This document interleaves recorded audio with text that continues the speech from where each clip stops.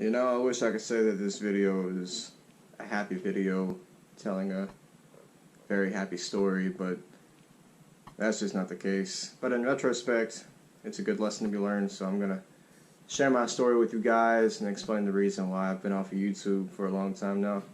But before I do all that, I just wanted to say if you guys enjoy this video, please don't forget to drop a like down below, hit the subscribe bell, turn on post notifications. I would really appreciate all that stuff. You guys are the root of what I got going on here, and I would love to keep it going. So without further ado, let's just go ahead and jump straight into this video. And sorry about the wind, if you hear any wind or any noise, background noise, and that's what I'm trying to get better equipment. I'm working on that. That's one of my goals, just so you guys know. Alright, anyways, so I met this girl back in like June of 2020, and you know, we met at work. I thought she was a sweet girl, you know. I was responsible for training her, so I got to spend a lot of time with her and help her out and teach her everything about the job. We fell for each other. Started spending more time with her away from work. I would do everything that you're not supposed to do when you first meet someone, because I was just this person that was very weak and very naive to what could be going on. I would literally have my family telling me everything about what I am doing wrong. They would be telling me to stop, to think, slow down. And instead of slowing down, I did the exact opposite. I took things as fast as I could go and I rushed through it all. So here we are in September or whatnot, September, August, around there. She asked me one day to come pick her up from her parents' house, so I go to do that. Me and her parents get into a discussion, and her mom ends up kicking her out, and then I'm forced to take care of her. A few weeks later, we end up getting an apartment together, and boom, that was the start of a new chapter. You know, back in the day, I thought that was what I wanted with that relationship, but, you know, after a while being in it, I started to see how this person really was. There would be days where I would literally wake up, and from the time I woke up to the time I went to bed, it was nothing but hell on earth. Sorry for cussing, by the way, I don't mean to offend anybody. I just say it how it is, you know what I'm saying? Anyway, so a few months of nothing but arguing and fighting and not getting along, and me getting blamed for everything. I would get blamed for everything from not doing enough housework to using her for money. It was just not at all what I had in mind when I first got that apartment with this person. In spite of all that, I still loved her dearly. I still would have done anything in the world for her. I walked away from all of my dreams to be with this person, and they just did not appreciate it. Now for the really difficult part. Kind of irritates me just even talking about it, but it is what it is. It was a while ago, so I feel like I'm ready to finally talk about it, and I want to get my story out there, and I want to help anybody else who is going through anything like this. So 2 or 3 months in, the time comes, my best friend, or at least who I thought was my best friend, starts coming over a lot, you know, hanging out. Started out whenever I was just home with her, and he would come over and chill for a little bit with us. Turned into him staying overnight a lot, you know, coming over and sleeping over. And I would get up the next morning to go to work, and she did not have a job because, you know, me and her both quit our jobs together. For what reason, I have no idea, but I had another job lined up with my dad at the time, and, well, I took it. She was still unemployed, so there would be days when I would go to work and come home, and them two would just be sitting on the couch together watching TV, sometimes having a drink together, and it just really started to build up on my mind, like, hey, Zach, you know both of these people, you love them both, they're both your family in your eyes, but I just feel like there's something going on in the background that I'm not thinking about. I mean, I would literally get every key sign that something was going on and still ignore it and believe otherwise. So one day we're all off from work, me, her, my best friend, and his girlfriend are all over there hanging out. And keep in mind, this is my apartment, you know, the lease is in my name, I'm the primary leaseholder, I'm the one that makes all the rules around there, so to speak. And here she is talking to my friend's girlfriend at the time, and she just says out of nowhere, oh yeah, y'all can move in if you need to, because she was a little bit younger and she didn't have a place to stay aside from her parents' house. And I'll tell you right now, I may be really mean for saying this, but I don't like the adolescent stage stuff. You know, I'm only 20 years old, and I can't stand it whenever all this high school drama comes my way. That's how you can tell the difference between someone who's mature and someone who's not mature. I'm not saying I do everything right. I'm not saying I'm perfect. But this girl will be complaining about her parents not treating her right, and yet her parents, you know, at least they're putting a roof over her head. They may not be the nicest and most laid-back parents who let your child go do whatever they want to go do, but they're her parents, and they're good to her.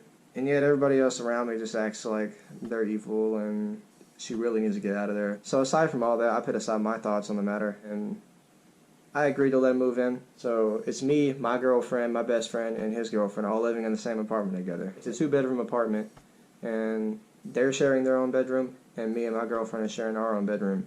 At first, things were okay.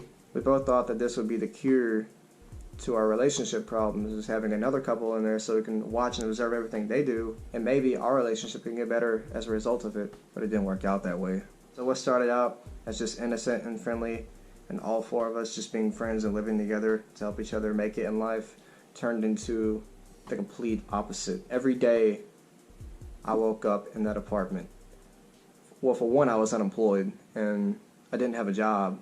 You know, I didn't have a way to make money, and I had nothing else to do with my free time. My friend had a job. He was in the military. He was in the Air National Guard, so he has a steady paycheck coming in. And that was one thing that my girlfriend always wanted, was a military guy.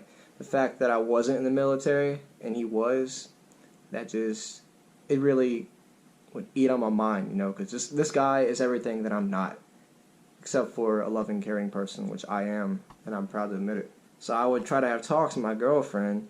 Yes, I could have went about it a different way, but, you know, like I said, I'm a straight shooter. I say things that I believe need to be talked about, and I just talk about things directly with people, and I guess some people don't like it. I would talk to her about it, and she would just make me feel crazy for even mentioning the fact that there could be something going on behind the curtains that I don't know about. So eventually, I just let everything go. I got to a point where, yes, I cared deeply, but at the same time, I was starting to just not care at all. And then one night towards the end of things, we were watching a movie in the living room, and him and her were sitting right beside each other. His girlfriend's on the other side of the couch, and I'm on my chair, my gaming chair. And we're all just watching a movie, and I just so happened to look over towards the couch because the kitchen's right behind the couch, and I was thinking about getting a snack. I look over, and I look at him, and I see he's glancing down at her because, like, his hand is, like, right there laying beside her hand, and, like, they're about to touch each other's hands. So I just slowly got up, pretended like I didn't know what was going on. I walked over there behind them where they wouldn't see me, and I waited a little bit, and next thing I know, I see them holding hands. That was the start of the worst night I've ever had in my life. You know, 2 people that you think love you and care about you just betray you in every single way possible right there in front of your eyes. That'll do something to a man. Even the strongest people in this world, I don't wish that pain on anybody. So we all got into a big fight. They left the apartment to go calm down or whatever they were going to go do. Me, I went back to my room, and I did some things I'm not proud of. Then I texted one of them and told them to come back home. They all come rushing back home, pretending like they care about me, and then they call one of my other friends over. And that friend came over, and he was the only person in that entire apartment who actually cared about me at all. That right there, that night, that showed me who my real friends were. So right then and there, I got out. I saved myself from all the heartache and grief that was coming my way. I eventually just made up my mind, you know, I'm done with this. I spent too many hellish days in that apartment. I'm leaving. So I leave, and I go over and stay with my friend for a while. I'm not going to go into too much more detail on this topic, but I have a photo from my friend's ex of her walking in on them having sex in the apartment. Because she didn't move out right away, she wanted to wait a few more weeks. She is a little bit more tender-hearted than me, and she felt like there was still a chance of things working out whenever I knew there wasn't. So the way that I got out of the situation was, you know, one day me and my friend are driving on the interstate somewhere or whatnot. We're having a conversation about everything. And he tells me, like, why don't you just try calling the office of the apartment complex and talk to them, see if they can do anything to help you out. And I'm like, hey, you know, that's actually not a bad idea. So I called the apartment complex office, and, you know, I talked to them. and they tell me about a way I can get out. You know, they said I would not be in debt. They said I would not have any charges on my record at all, and it wouldn't show up on my record at all. I'd be a free man, essentially. And so we talked about it, and it was a lease transfer. So I went back to the apartment, talked to my ex and my ex-best friend, I guess you could say, and we all came up with the idea that they were going to stay in the apartment and they could live by themselves, and I would leave and save myself. And so that's what we did. It took about a week or two for everything to finally get resolved, but I got out. I'm doing a lot better now that I'm away. I'm a lot more happier. My advice to anybody who goes through anything like this is, no matter what happens, never let yourself get discouraged.